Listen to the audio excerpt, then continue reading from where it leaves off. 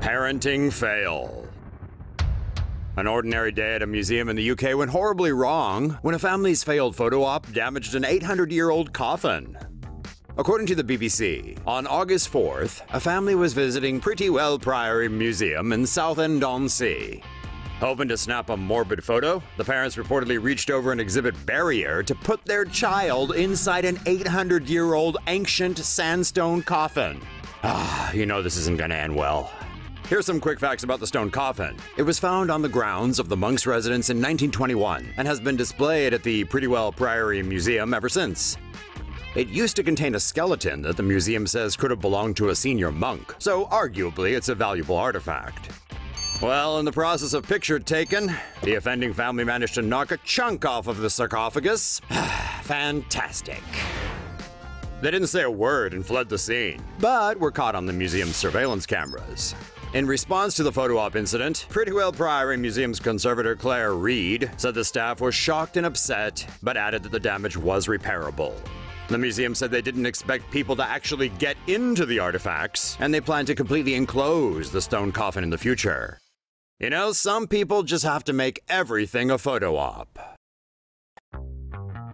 She might want to improve her selfie game.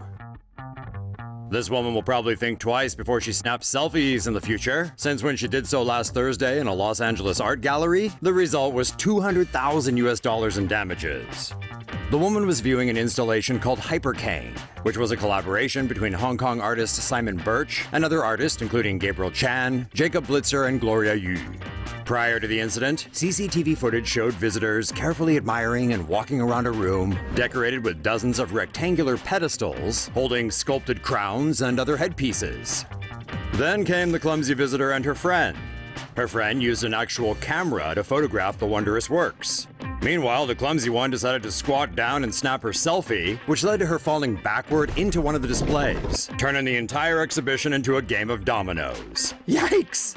After wrecking much of the exhibition, the bumbling visitor actually remained calm and even put one headpiece back onto its pedestal. According to the exhibition's marketing team, 3 of the sculptures were permanently damaged and others to varying degrees. Factoring in the artist's work time, potential art sales lost, and the repair costs, the estimated damage came out to a total bill of $200,000. Some had speculated the incident was a stunt, but the exhibition confirmed to Fox News that the accident was real and explained it would be irrational for the artists to damage their own work in the hopes of gaining more fame. The art show is already back on display, with one change. Visitors can no longer walk between the rows of art pieces, though photography is still encouraged. Suspects take selfies on stolen iPad, upload them to iCloud. A pair of non-tech-savvy criminals made a costly mistake after stealing a Texas man's laptop, cash, and iPad, then took celebratory post-theft selfies that made their way to the victim's iCloud account. On January 8th, 20-year-old Dorian Marquis Walker Gaines and his brother from another mother, Dylan, were looking for some quick cash. They thought they hit it big when they broke into Randy Schaefer's truck and made off with his MacBook Pro, $5,000 in cash, and his iPad. With everything going right for the young men, they opted to continue having it their way by stopping for a quick bite to eat at Burger King just 2 miles down the street. These 2 boneheads took 17 selfies using Schaefer's iPad, flaunting their newfound Benjamins, and shot this Burger King ballin' video. This, my good people, is what we get from a good night's hustle. We're doing a big face band over here. New, old, we just hustle. Don't worry about no how. 20s, no 20s, no 5s, no 10s. Read it. The budget-conscious ballers next hopped across the street to Starbucks, where they connected to free Wi-Fi to post their video to YouTube and Facebook. Schaefer later discovered his truck had been broken into when he was headed over to work. Frustrated and feeling violated, a week passed before it dawned on Schaefer to log on to his iCloud account, which is when he spotted the stupid suspect's selfies. Houston police successfully identified Gaines, who had previous run-ins with the law, thanks to the words he had tattooed on his chest. Brilliant. These idiots have since, unsurprisingly, been arrested. Idiot tourist drags swan out of lake for a stupid selfie.